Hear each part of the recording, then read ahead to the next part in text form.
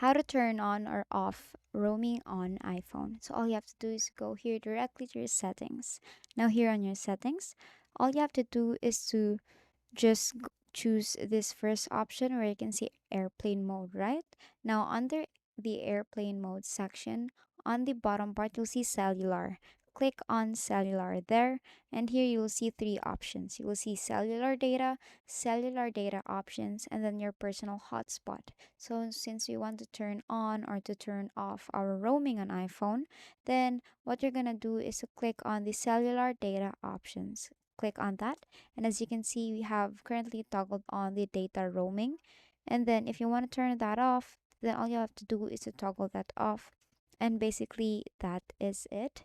And that is how you turn on or off. And if you want to turn that on, then you toggle that on. Now if you want to turn it off, then toggle that off. And basically that is it. And that's the easiest way how to turn on or turn off your roaming on iPhone. And that is all for today. If this video helped you, please don't forget to like, share, and subscribe to our YouTube channel to show your support. Thank you for watching.